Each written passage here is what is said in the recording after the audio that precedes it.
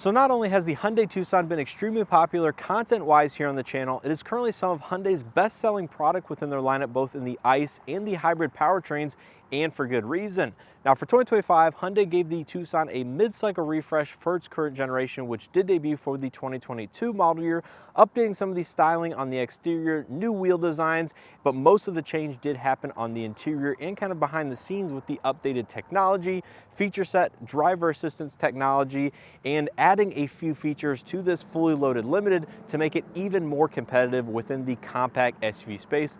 I have overall come away very impressed with this vehicle for a few different reasons. Like I said, the value proposition being one of them, but I also have understood a little bit more about the hybrid powertrain in specific and just some of the nuances of the vehicle as a whole, both in the positive and negative fashions, as I discuss here in my dedicated likes and dislikes video with you guys. So without further ado, let's not waste your time. Take a look at both everything I like and dislike here with the 2025 Hyundai Tucson Hybrid Limited.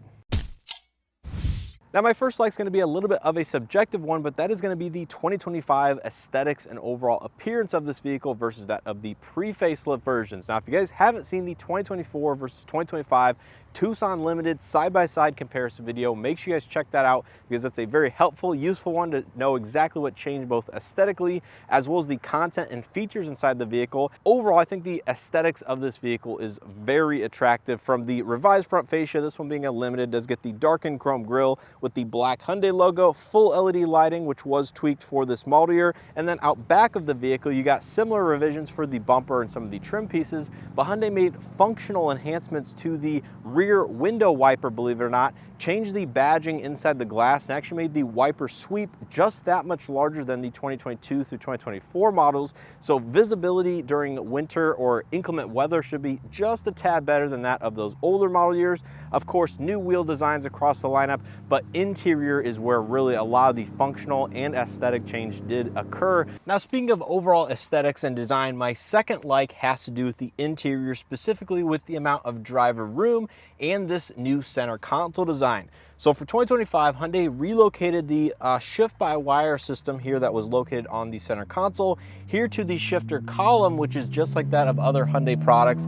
Nothing new there, but that has simply allowed them to integrate this new center console that is standard on every hybrid or found on the fully loaded Limited ICE trim levels, and that provides additional interior room for the two front occupants, specifically when it comes to knee room. Now, this is something that I mentioned in my video a couple weeks ago on the Toyota Grand Highlander, is that center console was getting away in my overall comfort in the available leg and knee room, where this with the Hyundai Tucson has allowed it for additional room. This gap or this void for the storage space or where the center console stops allows your knee to perfectly sneak in here and just allows you that a little bit of additional room that you might be looking for depending on some of the competition or other vehicles that you might be looking at. So in terms of these design and aesthetic changes, they're very functional as well. Your wireless charger pad as well as digital keypad is now located next to the driver, and then of course you have two good sized cup holders. The center console space and the amount of interior space inside the cabin is very good in the Tucson, and I think is one of the better attributes of this refresh. Now continuing on here on the interior, my third like is going to be the front seat comfort. Now this is relatively unchanged from that of the pre-facelift version, but this one being a Limited is upholstered in the genuine leather material, but they do have an H-Tech synthetic leather as well as a cloth interior available depending on the different trim levels that you do choose from. But the front seats inside the Tucson has been very comfortable as a whole for a couple different reasons. Number one, the bottom seat cushion bolster is relatively wide, so I think larger individuals or just bigger bodies would find the seats, more than adequate combined with the interior space. The second reason is the seat bottom cushion is longer, so it does offer a good amount of front thigh support, which I find lacking in some vehicles I am driving anymore. So just the fact that it's like half an inch or an inch longer than that of the competition does make a difference in comfort. And of course, you can use the front power seat adjustments to optimize that even further. The only downfall I will say is due to my spinal fusion, headrests generally aren't fully compatible with my body. I can get pretty comfortable inside this vehicle. It's not the best, not the worst, slightly above average, I'll say that. But the only downfall I will say is this plastic trim here on this Limited you do feel it getting in and out from time to time, but luckily once you're in the vehicle and stationary or like, sitting in it, it doesn't really protrude enough to impact overall comfort. So you do feel this from time to time. You're reminded that it's there, but it's not a deal breaker in terms of comfort. I think aesthetically it looks pretty good, but I think if you're looking for a slightly larger or wider seat with good interior space, the Tucson has definitely got you covered, and I've been very happy with seat comfort. Now, my fourth like is going to combine a few different attributes or elements of the technologies into one. The first one being BlueLink Plus, which is the remote or app connected services, is free for the lifetime of the first owner. Now, this change was made for the 2024 or newer Hyundai BlueLink equipped vehicles, or 2023 Ioniq 6 if you own one of those. But as a whole, the BlueLink app has won awards and accolades for its UI and overall feature set. And the fact that you get it for life of this vehicle if you're the first owner with expanded benefits for pre-owned or certified pre-owned owners is absolutely fantastic. So I love that that change they made for 2024. And as a whole, BlueLink has a ton of features, including Hyundai Pay. You have, of course, the user profiles with the fingerprint recognition, and some of the other attributes I want to combine into this like is the digital key functionality. Now, the Tucson SEL or higher comes standard with Digital Key 2.0 Premium, which is the expanded digital key 2, meaning it's compatible with iOS or Android devices. The pre-facelift Tucson was only Android-based, Digital Key 1, but the premium aspect of Digital Key means it's using the ultra-wideband, Bluetooth, and NFC technologies to communicate with the vehicle, to control it, and ultimately drive it if you want to use your phone as a key instead of the normal key fob, which I will be mentioning a little bit later in this video.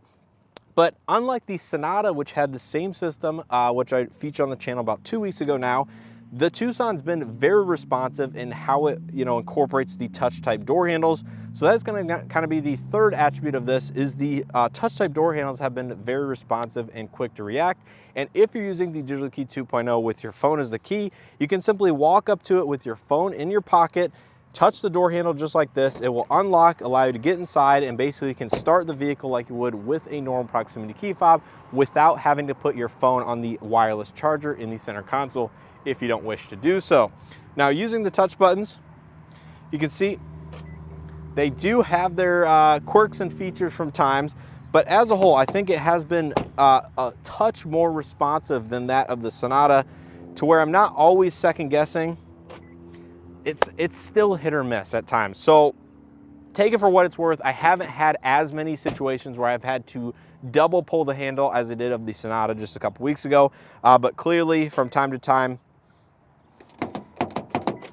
it is still a little, take that for what it's worth, I guess. Now, my next like has to do with some of the features and technology of this vehicle, namely the first one being Remote Smart Park Assist. Now, this is not a new feature to the Hyundai Tucson. It's been available in standard on the limited trim since the 2022 model year and onwards, but that basically allows you to move the vehicle forward and backwards with the proximity key fob here on the outside of the vehicle. So, for example, we'll start to go forward. You can see the vehicle will automatically straighten out the wheel for you, and will start to move forward just by holding the key fob, staying within 15 feet of it. Now, that will also allow you to move it backwards, and just in case you're wondering, it will stop the vehicle using the proximity sensors. Just like that, I'm still holding the button. So as a whole, I think the Remote Smart Park Assist is a highlight or attribute of this vehicle in terms of its technologies. Now, the second one I wanted to actually detail in terms of its tech is going to be the 360 surround view camera system. Now, again, this is not a new feature for the Tucson, but the resolution and the quality of the cameras are roughly 720p, maybe just a little bit better on the infotainment system itself. But that resolution is very good on a 12.3-inch screen. It takes up nearly the entire screen, allows you to adjust all the different viewpoints around the exterior. And I think just the integration, the implementation, and the resolution all make for a very good, very useful 360-degree camera system. Not to mention this vehicle does have front, rear, and side parking sensors. Now, my sixth or seventh like, not sure exactly what number we're on now, is going to be the 12-volt reset button to the left of the steering column. Now, this is only relevant if you need to jump the Hyundai Tucson Hybrid because the 12-volt battery, again, is dead. Now, this is all part of a system that Hyundai has implemented in most of their current hybrid vehicles. Of course, the Hyundai Santa Fe does not unfortunately have it in its current generation, but the Elantra Hybrid, the Sonata Hybrid, and the Tucson Hybrid all have the 12-volt jump feature, which essentially is in conjunction with a system or a program inside the vehicle, which will cut off 12-volt battery power if the system detects excessive draw over a period of time, allowing you to use the physical key again on your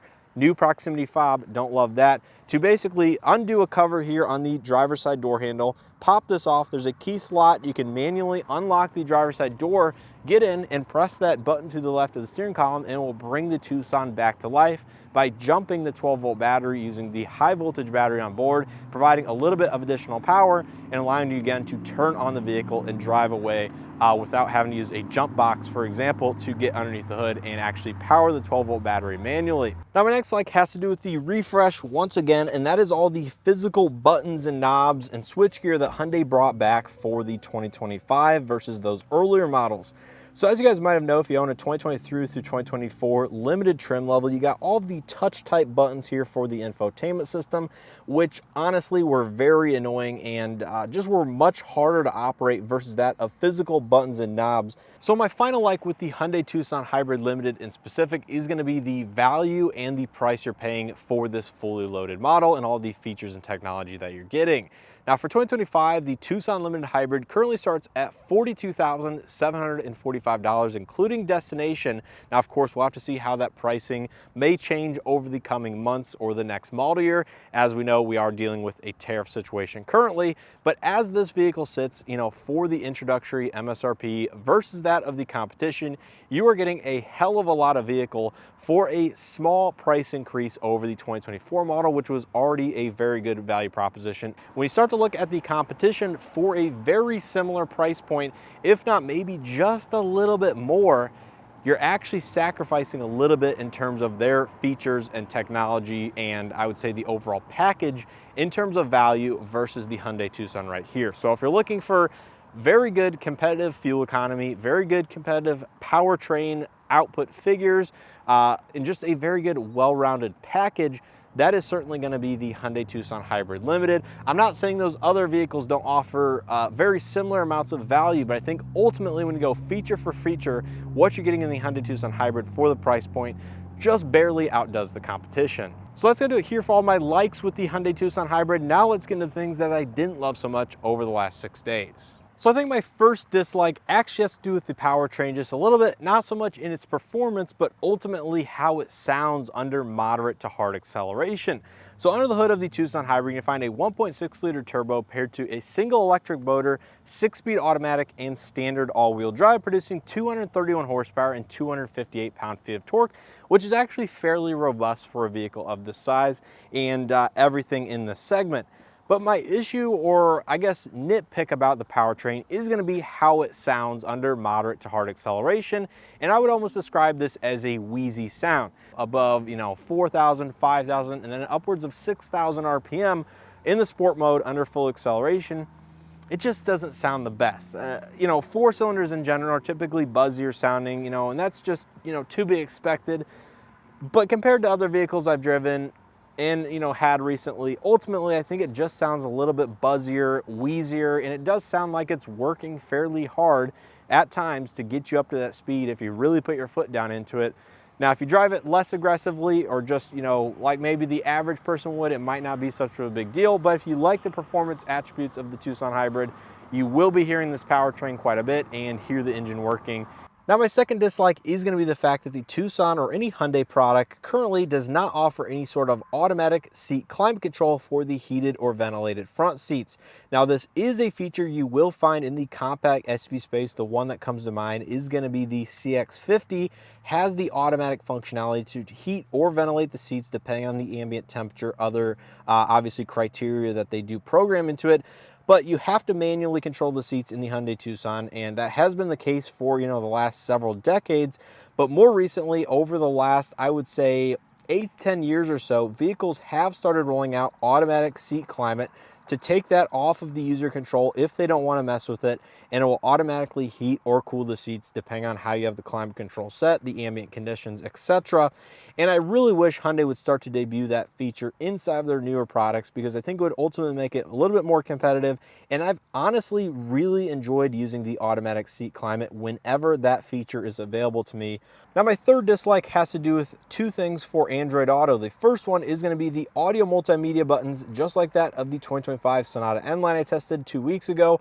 Does have the multimedia buttons reversed, which personally I would like to see the Seek track to be next as up and down as back, but Hyundai has them currently as down as next and up as back. You know, once you learn it, it's not a big deal, but in my personal 2019 Hyundai Elantra GT, it is opposite of how they do it nowadays. So to me, I think how my personal car does it versus the Hyundai Tucson is the correct way to do it. Now, my second dislike about wireless Android Auto inside of this vehicle is the fact that upon startup for the very first time, so shutting the car off, opening the door, you know, letting the car fully disconnect from your Android device, and then getting in upon a fresh startup, unfortunately, wireless Android Auto does not immediately, or I guess automatically, come up on the screen as the primary UI of choice. It will automatically connect to your device, start playing the audio. All of that is automatic. But as you can see, Hyundai's own UI is the first UI and the only UI that comes up upon starting the vehicle. And to my knowledge, there's no way to get it to automatically launch on the infotainment system like you can in many of the other manufacturers out there. Now, you can either tap on the screen, hit the media button, and it will automatically pull up Android Auto. Because personally, unless I'm adjusting a setting or something within the Hyundai menus, I don't need to use the Hyundai UI. I just want to use Android Auto for Google Maps and my audio multimedia. That's basically it. And then I can go back to Hyundai's system if I need to adjust the settings or whatnot. Now, my fourth dislike has to do with the wireless charging pad here in the center console, not in terms of its performance, placement, or design, but rather the fact that it is not an actively cooled wireless charger, which means it does heat your phone up fairly quickly. And due to its placement here in the center of the vehicle, both from the windshield and the sunroof side of things, it does mean the sun is shining on your device fairly often, which means it heats up even further than that of just the normal charging that it will provide. So this is a 15-watt wireless charger, so it is considered fast wireless charging. It does have a cool, nice animated light here, which you can toggle on the infotainment settings to show that your device is actually charging. But like I said, I've used this pretty much every day at some point during the drive. It works, it provides charge to your phone, but it heats up the phone, again, twice as fast because the sun's beating down on it, and it really would make it much more usable and better performing if it had an active cool fan underneath, or, you know, liquid flowing just underneath the surface of the pad. Anything to make it cooler would make this much, much better. Now, luckily, you can aim the two center vents here for the AC to kind of waft air in this direction, which should help. I actually used that trick in the Chevy Blazer EV on my road trip, believe it or not, and it did work. So you can use that, that's an option, but you aren't running the HVAC controls, then you aren't blowing air on the device, and it just gets hot very quickly. Now, another item I wanted to mention for my dislikes that I forgot to record last week is the fact that the rear turn signals are so low on the rear bumper, and they are incandescent in design. Now, luckily, Hyundai did make them amber versus that of the red turn signals that were found in the previous generation Santa Fe, for example.